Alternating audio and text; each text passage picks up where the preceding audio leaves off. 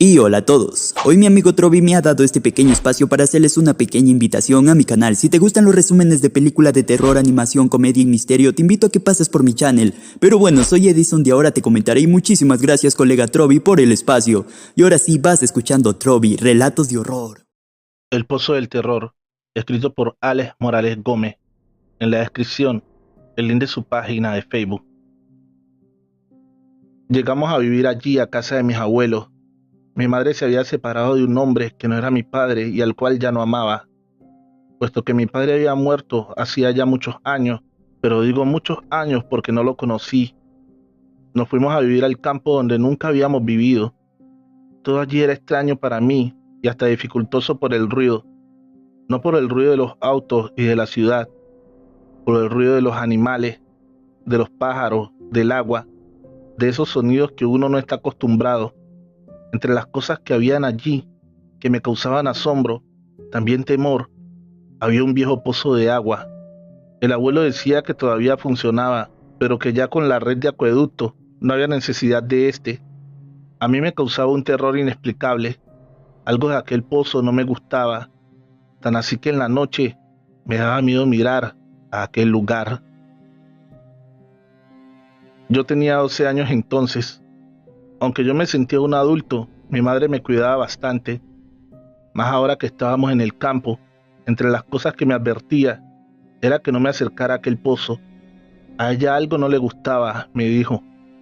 No le quise confesar que también a mí algo me atemorizaba, más que todo porque no quería sentirme como un niño. Yo era el hombre de la casa.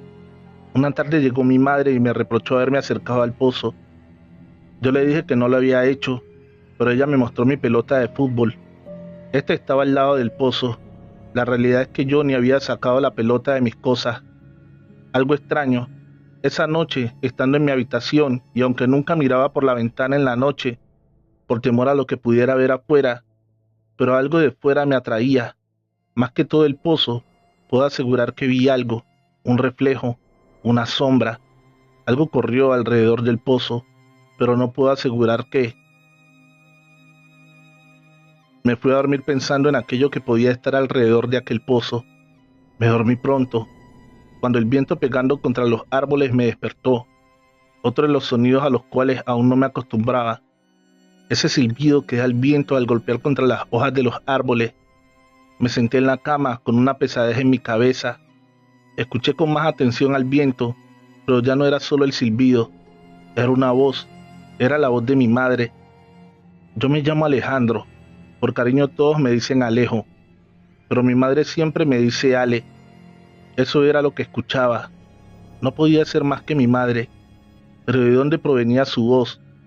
Me paré de la cama y me quedé en completa quietud escuchando. Me llamaba de fuera. Miré por la ventana y era del pozo. Salí de casa. Algo malo le había pasado a mi madre. Abrí la puerta y sin pensar en nada fui al pozo. No sabría decir qué horas eran. Sería pasada la medianoche. A medida que me acercaba al pozo, la voz de mi madre se hacía más fuerte y real, pero también más lastimera. Yo podía ver a la distancia una cabeza que asomaba de adentro del pozo. No podía dar crédito a cómo mi madre había ido a parar allí. A pesar de que el viento silbaba con más fuerza, y ya no solo era la voz de mi madre la que escuchaba, eran varios murmullos, muchas voces, pero yo solo pensaba en mi madre. Llegué al pozo y a pesar de que ya no podía ver la cabeza de mi madre, sí podía ver su mano que salía de allí. Ayúdame, Ale, me dijo. Fui a tomar su mano cuando escuché detrás de mí la voz de mi madre llamando. Mario Alejandro, me gritó, como cuando estaba enojada. Esto me hizo reaccionar y mirar atrás. Mi madre venía de la casa hacia mí, mientras la voz del pozo me seguía llamando. Corrí a brazos de mi madre, o intenté correr, porque el viento que antes era apacible se volvió un huracán que me impedía dar un paso. Ya no eran los murmullos del viento, eran risas diabólicas, risas que te hacían erizar la piel. Sentías un frío y un cosquilleo en tus espaldas. Mi madre seguía gritando y yo intentando ir donde ella. De un momento a otro sentí un calor insoportable que me envolvió. Miré a todos lados. Sentía como si me estuviera consumiendo el fuego. No recuerdo más. Al día siguiente desperté en la cama de mi madre. Un médico estaba al lado. Decía que solo había estado sonámbulo y que al mi madre despertarme me desmayé. Los cambios que había tenido en mi vida me los habían producido. Por lo demás, estaba muy bien. Después de que el médico se fue, le conté todo a mi madre. Ya no quería sentirme grande. Cuando me paré de la cama esa noche, yo estoy seguro que estaba despierto. Mi madre sabía que no mentiría con algo así. También le dije lo de la pelota de fútbol. Hablamos con los abuelos y estos dijeron que nunca habían pasado o visto algo raro con el pozo, pero por cuidado lo evitaríamos. 2 noches más dormí con mi madre. A la tercera, ella y los abuelos me dijeron que ya estaba grande para dormir con mi madre. Esa noche volví a mi habitación solo. En esos 2 días, varias de mis cosas aparecían al lado del pozo. El abuelo siempre era quien los traía. Nadie más de nosotros se acercaba allí. Esa noche que estaba solo en mi habitación, me cubrí por completo con mi cobija. Aunque antes me sentía un hombre adulto, allí solo en mi cuarto me sentí un niño. Me cubrí e intenté dormir, y a fe que lo hice muy pronto. De un momento a otro sentí un cansancio inexplicable. Me dormí. De nuevo me despertó el sonido del viento, pero no era silbido, no eran los murmullos, eran esas risas diabólicas las que se escuchaban, no solo afuera de los árboles, en toda la casa. Estos estaban por todas partes, mientras afuera se escuchaba la voz de mi madre y mis abuelos pidiendo ayuda. Me senté en la cama, y como un resorte me paré y corrí a ayudar a mi familia. Cuando iba pasando la sala, todas las luces se encendieron. Allí estaba mi madre y mis abuelos. En realidad era sonámbulo, dijeron. Me volvieron a llevar a la cama. Al día siguiente el abuelo hizo demoler y tapar el hueco donde estaba el pozo. Después de esto no volví a sentir nada, ni siquiera despertar en las noches. Yo estoy seguro que al ir al pozo estaba despierto. Mis abuelos dicen que yo mismo era quien llevaba mis cosas allí. Antes de que dijera que oía las voces, yo sé que allí había algo malvado que me quería llevar con él. Y mi madre, a pesar que me vio esa primera noche y no vio ni escuchó nada, me cree también. Hemos llegado al final de este episodio. Recuerda que la mejor forma de apoyar este canal es dejando tu pulgar arriba y un lindo comentario. Si aún no estás suscrito, ¿qué esperas? Dale fuerte al botón de suscripción y activa la campanita de notificaciones. La hermosa hechicera.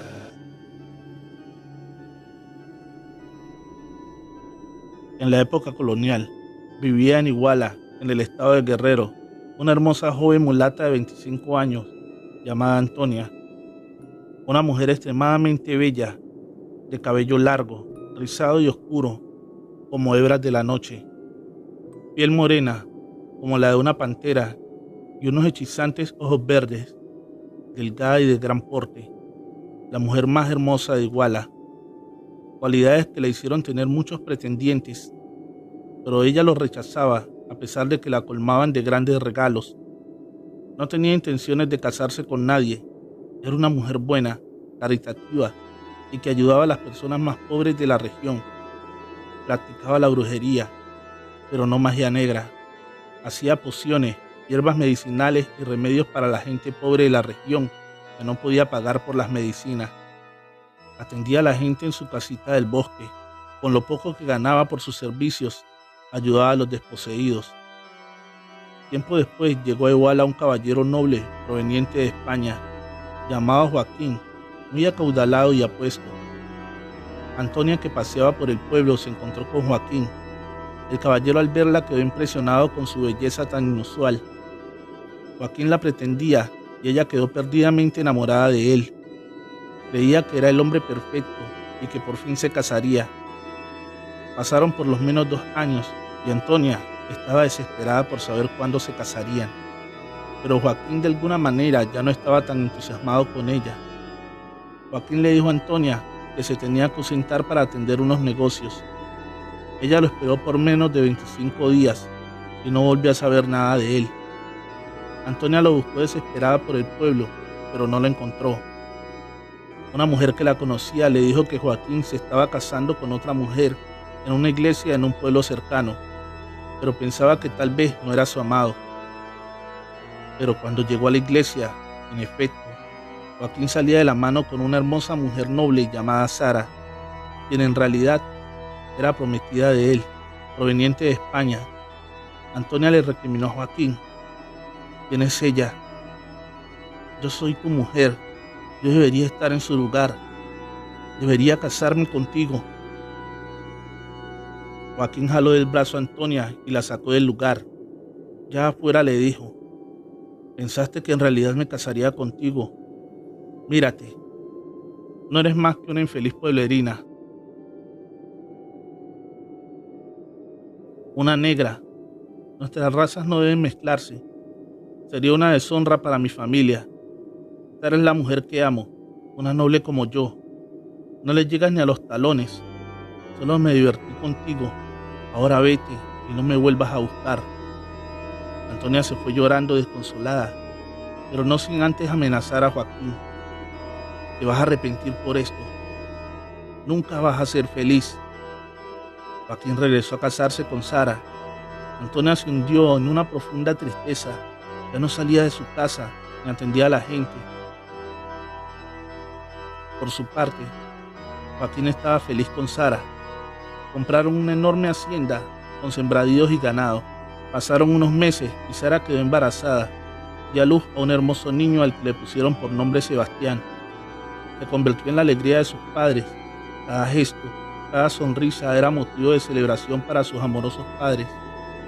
Pero toda esa felicidad estaba por convertirse en profunda tristeza. Antonia preparaba su venganza en contra de aquel mal hombre. Ahora conjuró a Satanás para ayudarla a destruirlo. El demonio le otorgó su poder para consumar su venganza. Todo el amor que sentía por él ahora era un profundo odio y desprecio. En la hacienda de Joaquín se celebraba el 8º cumpleaños de Sebastián. Su padre le regaló un hermoso corcel y le enseñó a montar en el campo. Pero Antonia se introdujo en la hacienda y se escondió entre los arbustos. Esperó hasta que tuvo al caballo y al niño a su alcance. Se transformó en una loba y asustó al caballo saltando enfrente del animal, haciéndolo correr. El niño resbaló y una de sus piernas quedó atorada entre las riendas. El animal lo arrastró varios metros hasta unos espinosos rosales. Sus asustados padres trataron de detenerlo y lo consiguieron, pero ya era tarde. El niño quedó destrozado en medio de los rosales. Su cuerpo fracturado y su carita antes hermosa era solo una pulpa sanguinolenta. Joaquín y Sara quedaron desconsolados. Enterraron y velaron al pequeño, pero las tragedias continuaron en la familia. Al poco tiempo, Sara volvió a quedar embarazada y dio a luz a unos gemelitos, Santiago y Emiliano. Pero uno de ellos, Emiliano, murió al año, víctima de la tuberculosis. El otro niño, Santiago, llegó hasta los 5 años, pero también murió. Antonia esta vez se transformó en una venenosa víbora. Asesinó al niño que jugaba en el jardín y lo mordió. El pequeño murió víctima del veneno. Nuevamente una muerte en la familia. En pocos años, Sara volvió a dar a luz, esta vez a una niña llamada Sara, como ella. Sarita llegó hasta los 10 años y Joaquín y Sara pensaron que sus sufrimientos habían terminado. Pero no era así. Mientras jugaba en la parte de arriba de la casa de la hacienda, entró una ave negra parecida a un sopilote por una ventana y asustó a la niña. Esta resbaló y cayó de las escaleras golpeándose la cabeza. Pero todavía no terminaban las desgracias para Joaquín. Una peste acabó con su ganado y los pastos y árboles de sus tierras se secaron. Sus peones renunciaron y perdió su fortuna. Cuando Sara y Joaquín sobrepasaban los 50 años, volvieron a convertirse en padres. Pero Sara no soportó el parto de una niña. La pequeña murió a las pocas horas de nacer y Sara murió desangrada. Joaquín estaba arruinado y se convirtió en un pordiosero.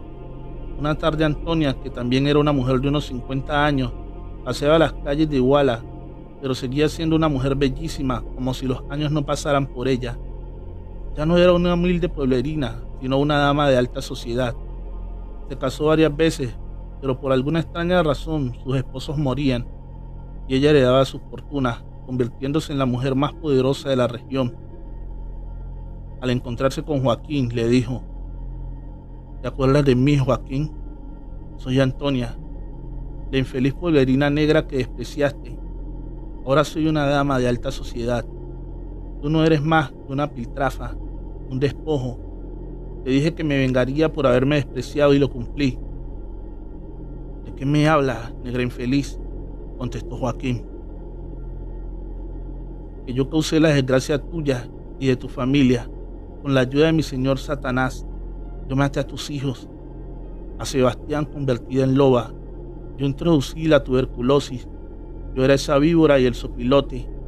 Yo maté a tu esposa y a tu hija recién nacida. Yo maté a tu ganado con la peste y desaté la sequía en tus tierras.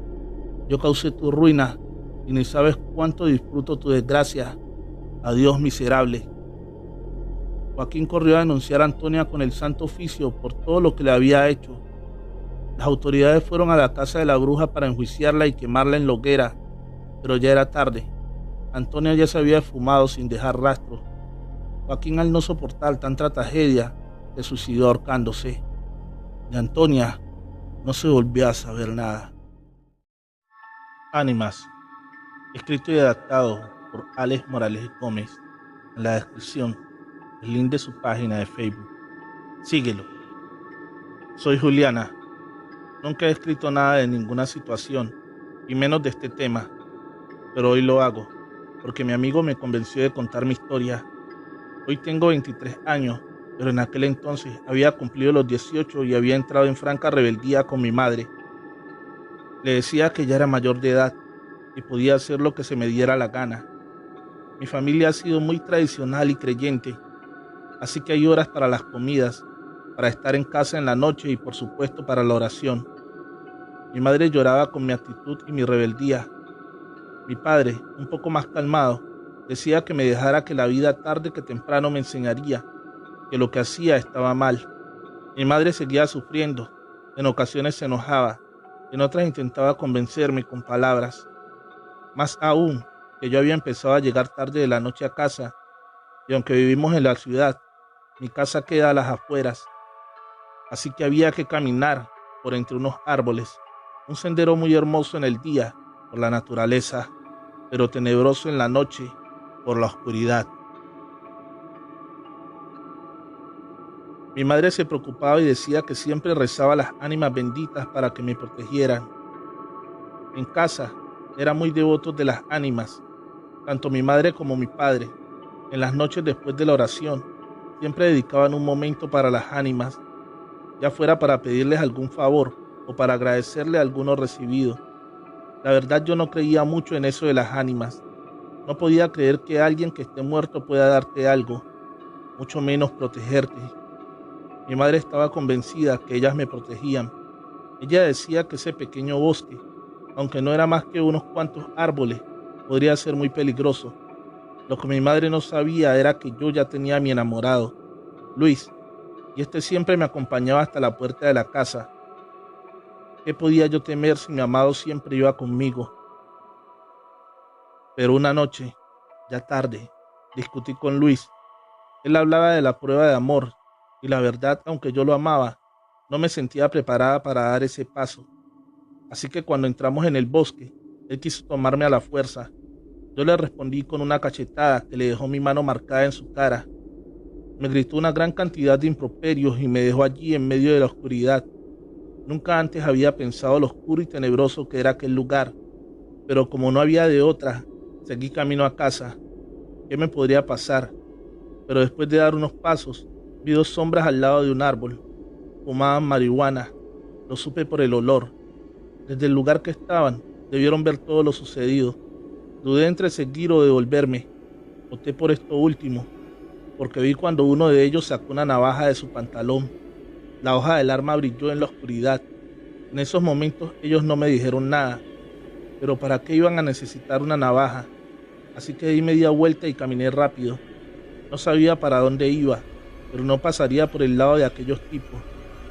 Cuando vieron que me devolví, corrieron tras de mí. Me gritaban: ¿dónde vas, zorra? No quisiste con tu novio, pero nosotros sí te vamos a obligar. Yo corría a lo que más daba mis piernas, pero ellos estaban encima, me iban a atrapar.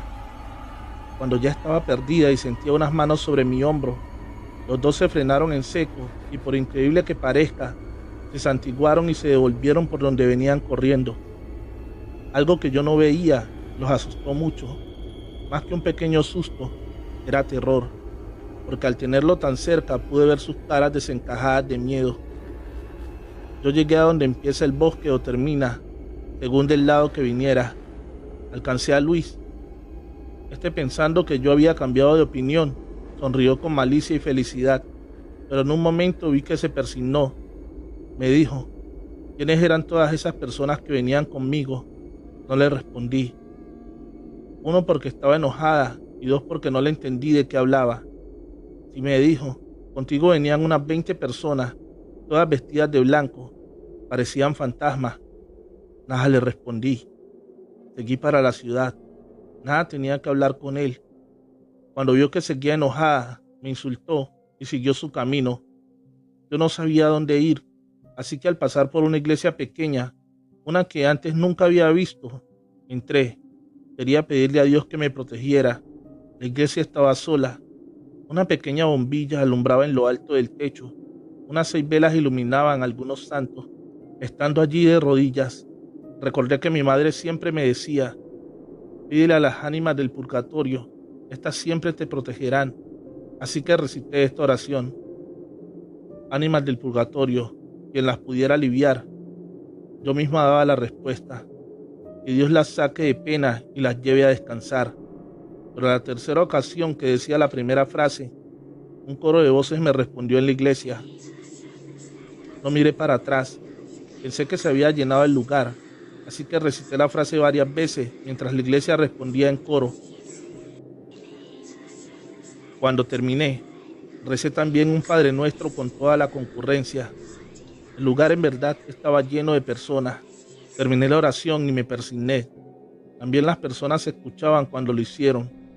Al terminar volteé para agradecerles la compañía en la oración, pero me quedé de una sola pieza. En la pequeña iglesia no había nadie. Estaba sola, como cuando entré. Me quedé sola y pensativa. ¿Qué podía haber sido aquello? Cuando vi aparecer un viejo sacerdote, calvo, pequeño y muy sonriente, me dijo, ¿qué te pasa, hija? Parece que hubieras visto un fantasma. Le conté lo que me había acabado de suceder. Me sonrió y me abrazó. Su mano era fría, muy fría a pesar del calor que había dentro de la iglesia. Me dijo, no te preocupes, son las ánimas del purgatorio. Ellas no solo te protegen, sino que te acompañan en oración y mucho más si es para ellas. Vete a casa, recalcó. Ellas te acompañarán y no tendrás ningún peligro.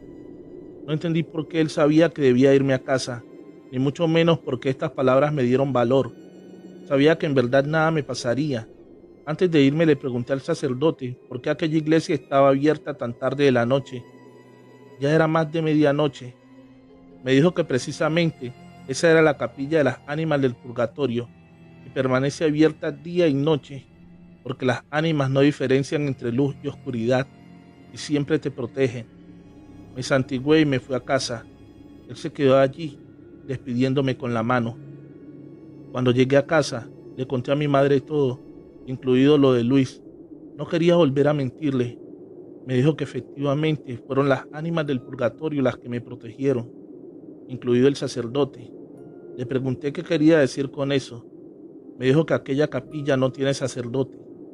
Solo cada día envían uno de la gran catedral a hacer una misa por las ánimas. El que yo vi fue el último que hubo en la capilla. Murió haciendo la misa. Es la única capilla que permanece abierta día y noche y nunca se roban nada, porque cada que algún ladrón quiere entrar, ve que la capilla está llena de personas. Lo que no saben es que son las ánimas del purgatorio. Desde aquel día cambié con mis padres, cumplo las reglas de casa y siempre salgo con el permiso de ellos. A Luis nunca le volví a dirigir ni el saludo. A las ánimas les sigo rezando y pidiendo que me protejan, pero espero no verlas ni oírlas nunca. No es bueno saber que estás interactuando con alguien que ya está muerto. Recuerda suscribirte al canal y activar la campanita de notificaciones. Trovadores, feliz noche, amantes de cuentos de terror.